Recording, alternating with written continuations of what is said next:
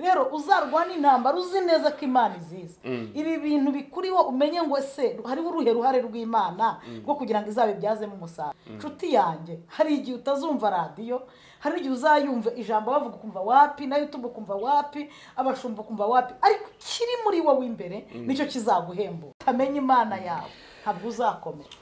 Numenye Imana y'abandi hari igihe uzayibura ukubitwe hasi, ariko numenye Imana yawe uzakomera, no mu byago uzaririmba uvuge ngo ndamahoro. Umunsi umwe najyanye n'abantu gusenga ku musozi w'i Bugande witwa Prayer Mountain, nari najyanye n'umupasiteri kuri ubu icyo gihe yari umuririmbyi yitwa Mugabo Venuste, n'abandi bantu timu twari kumwe. Impamvu ari we mvuze nuko ari we wari wandaritse, amampuza nabo aranjyana, noneho tujyayo twirirwa dusenga, buri muntu aho Imana ibyifuza. Urumva kuva mu Rwanda ugatega ujya ngo no gusenga, noneho tumaze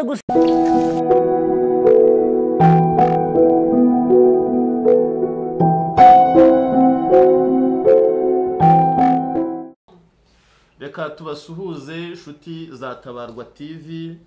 Imana ibaha amahoro n'imigisha. Turanezerewe kubw'aya masaha kuba turi mu masengesho y'iminsi 30. Murabizi aho muri muyarimo na hano tuyarimo muratubona. Nagiriwe umugisha wo kwakira umushumba Pastor Mutesi. Ni umushumba dukoranye umurimo imyaka myinshi. Hari abantu benshi cyane babohotse kubw'amagambo y'Imana. Imana yagiye imukoresha ibikomeye mu itorero Blessing Pentecote. N'uyu munsi wa none turacyari kumwe, aracyakora imirimo ikomeye mu itorero ndetse no gufasha abantu batandukanye mu rwego rwo kubasengera no kubagira inama muri byose. Twongeye kugira umugisha nanone wo kubona Theo bose babireba. Yesu ashimwe cyane Theo. Yesu himbazwe. Imana iguha umugisha nawe. Ni umukozi w'Imana byagoranye kugira ngo aka kanya tube turi kumwe, ariko kubera ko hari icyo Imana yatubwiye mwaya masengesho tumaze mu iminsi ko igiye kugenda idukorera surprise mwaya masengesho. Duhuye n'umukozi w'Imana bose babireba. Imana imaze iminsi mumbwiraho ibintu bikomeye ko agiye noneho kuririmba, hanyuma impumyi zigahumuka, abamaze kuvamo umwuka bakongera agasubiramo umwuka. Imana igiye kumuhagurutsa mu yandi mavuta adasanzwe. Shutu dukurikiye murabizi ko ndi umuhanuzi ukomeye, ntago ibi mbabwira ari motivation, ni ibintu nabwiwe n'Imana ko Imana igiye kumukoresha ibintu bidasanzwe. Tugiye kubana nawe rero mwaka kanya kugira ngo mumbabarire utarakora subscribe uyikore, utarakora share like, ni umwanya wo kubikora. Reka rero twakire Pastor Mutesi atuganirire n'ijambo yaduteguriye ry'uyu munsi. Murakoze cyane. Ngira ngo ijambo nateguye ry'uyu munsi nta kuvuga ngo nje kubwiriza ko urabona ndi kumwe na Theo. Ndi kumwe na Theo bose babireba, twese tuzi. Iyo namubonye rero twongera kungurana ibitekerezo ku majambo y'Imana cyangwa kuguhishurirwa turimo. Gusa sinzi umaze iminsi umbwira ngo ijambo umenya bwa mbere umbwira ko ari ryo ushaka ko twongera kuganira hano. Yego. Twamenyanye nabwirije ijambo rivuga ngo kwishakamo amavuta kugira ngo udashirira. Kwishakamo amavuta kugira ngo udashirira. Ariko ni nabyo. Noneho ndashaka ko turigira hasi nka deba akanya gato na Theo. Kwishakamo amavuta urumva no kwishakamo indani kugira ngo udashirira. Nabirebye rira rishirwe rijya kumbamo, nari mvuye kubwiriza ahantu bita ku Muyumbo. Icyo gihe bari bampaye ibijumba, ariko noneho ndabireba mbona kubigeza ku Murindi ntari bubishobore kuko nacaga mu gishanga n'amaguru nkazamuka Ikabuga nkajya gutegera Ikabuga. Ibijumba birananira cyokora barabyikorera. Tugeze mu gikari, tugeze mu gishanga ahantu twari turi kuzamuka ndananirwa, ndanje ndatekereza mbona ameze nk'umuntu uri mu ikarayi. Hano none najya imbere sinyibone, Imana nkayihamagara nkumva ntituri kuvugana ariko nkumva ko ihari. Umwana uri muri Uganda bita Jackson usengera muri Blessing kwa Apostle Peter aherutse kuririmba indirimbo ivuga ngo buhari niyo ntakurora niyo utavugana nanjye hari kurakora. Amen. Rangije no muri icyo gishanga Imana ndayibura ariko ndavuga ntari kurahari nubwo ntakuro niyo utavugana nanjye ari kurakora. Ndavuga ni rero ikigaragara Uwiteka yanshyize ku ikarayi. Iyi karayi yanshyizeho nimera nk'inyama y'inka ndayishirira. Nababwiye ko inyama y'inka uyishyira ku ikarayi iyo udashyizeho amavuta irashirira. Ariko inyama y'ingurube ishyira ku muriro gusa ishyira ku ikarayi habanza amavuta niyo yabanza kuza urumva niyo yitaza rero ubundi kiteka igashya igasigaza n'amavuta bashobora kuzakoresha ikindi kintu. Mpita mvugane rero ntishakamo amavuta nk'iyi nyama y'ingurube kugira ngo nashirira ku ikarayi ahantu ndahashiririra. Mpita ngira ihishurirwa ryo kwishakamo amavuta rero ntabwo wakwishakamo ikintu uzi neza ko kitakurimo. Niho ijambo ry'Imana rivuga ngo ivomere amazi azaba ahagije mu gihe cyo kugotwa kwawe. Rero hari ukuntu twicara tutazi ko umuntu agotwa. Tewo umuntu aragotwa ukagotwa ugahagarara hagati ideni rigahagarara umugabo agahagarara umugore agahagarara minerivare y'abana hariya imisoro hariya ibintu byose hariya indwara hariya ukagotwa ukabihagarara hagati. Ubundi kugeragezwa si ikibazo nta nicyo bitwaye ahubwo mu kigeragezo winjiranye n'iki nayahe makuru wajyanye mu kigeragezo aho niho hari ikibazo kwishakamo amavuta kugira ngo udashirira abazi Imana yawe bazakomera yaba ariko ubundi umuntu wese agomba kuba aziranye n'Imana afite ikintu aziranyeho n'Imana ku buryo avuga tumva ntiyandeka kuko nkunda wa mugani wa muririmbyi ati nubwo ndi mubi yancunguje amaraso y'igicurwa avuga uti nkizi ku Mana yanjye. Rero mpita mvuga ni kwishakamo amavuta kugira ngo udashirira ni ukuba ufite ibintu by'Imana wabitse muri wowe imbere ufite ibihumuriza ufite icyo wavuganye n'Imana ijambo ry'Imana rigwiriye muri wowe kandi rifite ubwenge bwinshi. Rero iyo uhagaze gutya ibintu bikakugota iyo bikugose ntabwo ari bwo ujya gusenga ahubwo nibwo ujya gukoresha ibyo Imana yaguhaye cyagiye uri gusenga icyo wazigamye. Ntabwo umuntu ajya kuvoma kubera ko ibintu byamugose ahubwo akoresha ayo yavomye igihe yagoswe na bya bintu. Urumva nyine kwishakamo amavuta kamena Tewo ijambo Tewo ataravuga ndagira ngo mbwira abadukurikiye iri jambo kwishakamo amavuta kugira ngo udashirira niryo ryahinduye ubuzima bw'itorero kugeza uyu munsi nyoboye. Uhereye uwo munsi Pastor Mutesi Imana yahise imutegeka kuguma muri urwo rusengero nyoboye kugira ngo abantu abigishe gusenga guhindura ubuzima bwabo gusenga amezi 6 kwishakamo amavuta no gusenga ufite intego yo kubana n'Imana kabone naho waba uri mu bihe bitoroshye ugasenga Imana ukigwiza ukishakamo ibihe bizana amavuta. Tewo bose babireba abantu bari bagukumbuye ibutsa abantu ko nk'ubu tuvugano bwa butayi buracyahari ntabwo bukihari cya cyumba cy'amasesho kiracyahari ntacu hari akarago tugifite dekareka none se nitutabyishakamo tuzabivana nutabibona muri wowe uzashirira tugiriwe umugisha nk'uko mubibona turi kumwe na Tewo bose babireba. Ni umugabo w'Imana mwese muzi aho muherereye hose agiye kudufasha kuko turi mu masengesho agiye kuturirimbira aho agace gato kuri ya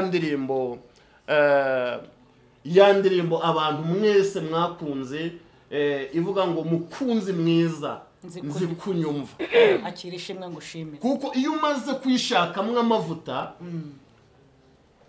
umukunzi arakumva yamara kukumva ubuzima bwawe bugatangira guhinduka abantu bose bakamenya ko hari ikintu cyahindutse ku buzima bwawe. Tewo dufashe abantu bafite amatsiko yo kongera kukubona nibura agace gatoya hanyuma ugire kandi n'icyo wongeraho mw'iri jambo rivuga ngo kwishakamo amavuta kugira ngo udashirira. murakoze cyane. Reka mbanze nanashimira Imana kuba nicaye hagati yanyu. Nabyo kuri jye hari icyo mbyumvamo, hari nuko numva mbifata. Hanyuma ndabanza ndirimbe igice gitoya, ntago ari ngombwa kuririmba cyane, ariko iyo ndirimbo uvuze nkundamo igitero kivuga ngo aho uri ni wowe umvugira kubera urukundo nkunda mwami we, ugira ngo ntazarimbuka, mukunzi mwiza sikunyumva, akira ishimwe ngushimiye, mukunzi mwiza nzi kunyumva, akira ishimwe ngushimiye. Kandi ubwo tuyituye n'abantu bose bayikunda, wakuye kure nta mahirwe twari dufite, kuko twari dupfuye rubi, waratuzuye turi bazima, kandi utubikiye n'ubugingo uhoraho. Soko imara inyota, soko imara inyota, soko idakama, hahirwa umuntu wakumenye Yesu we, hahirwa umuntu wakumenye. amen. Duhise turirimba ebyiri kubera ko ubwo Imana nabyo yabishimye. Hanyuma kuri iri jambo ryitwa kwishakamo amavuta, ntabwo ndiri buvugeho ibintu byinshi, ariko ni n'ijambo ryumvikana. Bigeze kwishakamo, ntabwo ari ukubaza wowe, si ukubaza pasiteri, ni wowe nyine wishakamo. none nahise murivuga, pasiteri ararivuza avuga iby'agafuka k'ibijumba, avuga ukuntu yabitekereje areba uburyo bigoye, kandi akabona atanabisiga. Mpita ntekereza umunsi umwe najyanye n'abantu gusenga ku musozi w'i Bugande witwa Prayer Mountain. Nari najyanye n'umupasiteri kuri ubu icyo gihe yari umuririmbyi yitwa Mugabo Venuste, n'abandi bantu timu twari kumwe. Impamvu ari we mvuze nuko ari we wari wandaritse, amampuza nabo aranjyana. Noneho tujyayo twirirwa dusenga, buri muntu aha Imana ibyifuzo. Urumva kuva mu Rwanda ugatega ujya ngo no gusenga. Noneho tumaze gusenga, abantu ubuhanuzi buramanuka, abantu barandika. Kare wavuze ko ngo hari ijambo bigeze kuvuga, ushobora kuba utarivuze muri iki kiganiro sinzi, uravuga ngo wigeze kwandika urupapuro ujya no kurujugunya kuri Nyabarongo. Jere nanjye nigeze kwandika urupapuro nurira igiti, nurira igiti kirekire, nabane ndagarukira ku ishami rya nyuma mbariho ndushyira, wenda bizorohera Imana kurirura. Hanyuma rero ngezeyo numva nkoze ikintu kitarakorwa n'umuntu, nsanga hari undi wajyanye y'urundi. urakoze. Urumva icyo bita kwishakamo amavuta rero ndi kubyumva. Inama nigiye nta muntu ugeze ambwira ngurira, naravuze nereka nkoreshe n'ubu buryo, ariko nishakemo ikintu cyatuma Imana ingirira neza. Ngezeyo urupapuro nasanze ruhamaze nk'umwaka, rwarateye uruhumbu, rwaranyagiwe, rwarafatanye.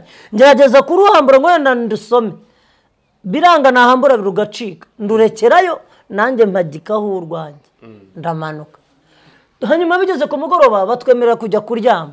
Turyamye mbura ibitotsi. Hanyuma mbuze ibitotsi numva abantu baraye basenga, ariko tutaziranye, ni no mu mahanga. Mbyuka gahoro, bamwe twararanye ndabacika, nsubirayo. Ibyo ni ibyanjye, ni imyanzuro yanjye muri jye. Ndagenda ngezeyo, ngenda ari nijoro, nsitara ku ibuye. Ibuye rinini rishobora kuba ripima nk'ibiro 5 cyangwa 4 ugereranyije, byari ibuye rinini. None mu byifuzo nari mfite harimo kubonaho nura, kugira inzu yanjye nkava mu bukode. Nicyo cyari cyankuye mu Rwanda kinjyana i Bugande.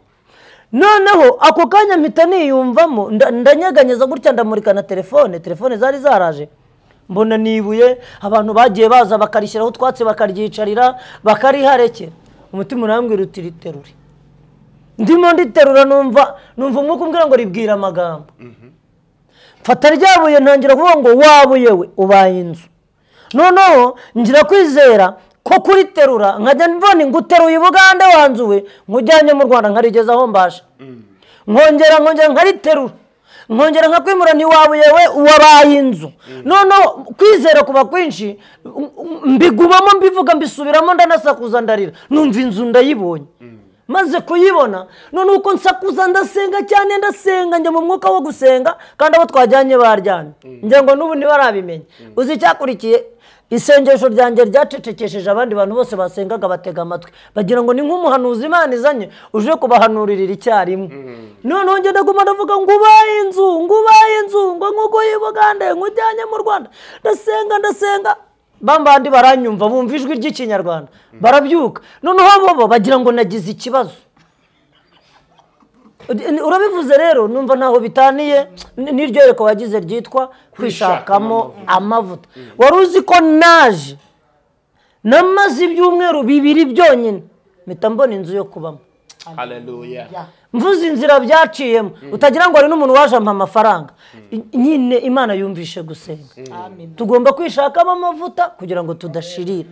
Nubwo ni nasenganye n'abandi nagumye nshaka niyumvamo n'izindi mbaraga nakoresha. Ibi bintu ni ibintu bikomeye ahubwo abantu bishakemo amavuta ko kubwira abantu ko Imana igiye kubahoza amarira ariko ikoresheje igitambaro yababitsemo. Imana igiye kubagaburira ikoresheje ibiganza byabo ahandi bizaturuka ni muri bindani. Imana ishimwe. Shuti rero mwari mudukurikiye twagira ngo tubabwire ngo mwibi bihe turimo by'amasengesho y'imisi 30 ni igihe cyo kwishakamwe amavuta. Wirindira kuzajya mu rusengero, wirindira kuzazamuka imisozi, amavuta y'Imana aba muri wowe. Amavuta y'Imana ari mu kwizera, ari mu bunini wakirana Imana mu buzima bwawe. Ndagira ngo ngushimire wewe wari udukurikiye, ariko mbere yuko dusoza iki kiganiro mute nta kindi kintu wabwira abantu tugana ku musozo na Theo agira ikindi kintu abwira abantu tugana ku musozo, ngira ngo tuzongera tugire umwanya uhagije kuko turi mu bihe byo kusenga no kwegera Imana, ntago tufite umwanya cyane wo gutinda kuri kamera. Icyo nakubwira wenda ni iri jambo njya kuri Vugana ndikuye muri Yobu gishwe kuva ku murongo wa mbere. N'amagambo Yobu yavuze ariko bisaba guhera ku gice cya mbere, ariko aho yaravuze ngo ndarahira Imana ihoraho ariyo yanyimye ibyari binkwiriye nishobora byose yababazaga ubugingo bwanjye. Ubugingo bwanjye buracyari buzima kandi umwuka w'Imana niwo utuma mpumeka.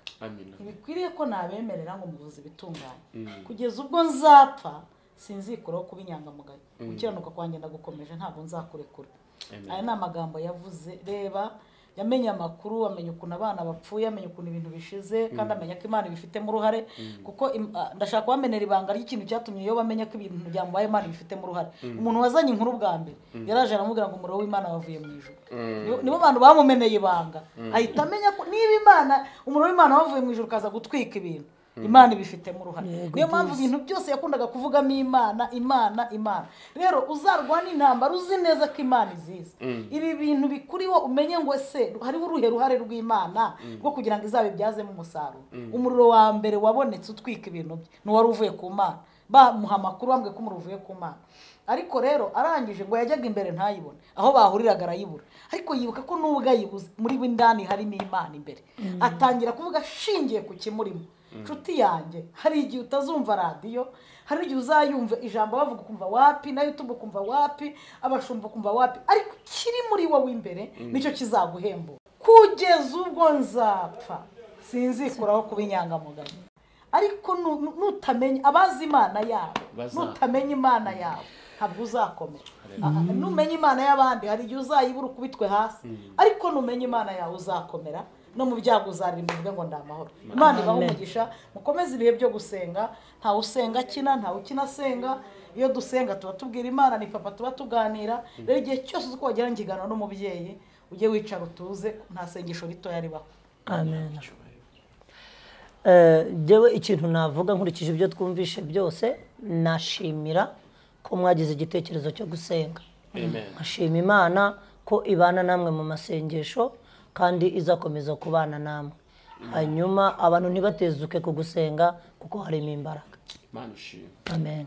Imana ibaha umugisha. Reka dusenga Imana, reka ninginge nanone umushumba Mutesi atuzamure mu maboko y'Imana dusoze n'ikiganiro cyacu.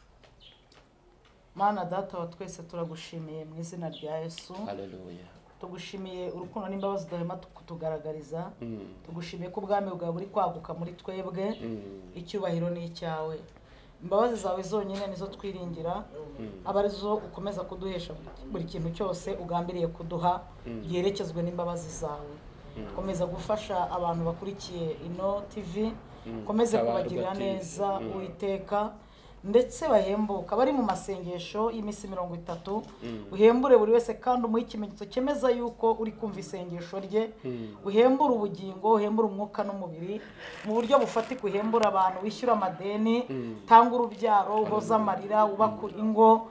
Mwami Imana, utanga abagore n'abagabo, utanga inkwano, ukura abantu mu bukode, utanga akazi, utanga icyubahiro, kandi utanga agakiza mu miryango. Mwami Imana, ijambo ryawe ryaduka ahantu hose rimenyekane, kandi wite kuduha imbaraga mu buryo bwose papa.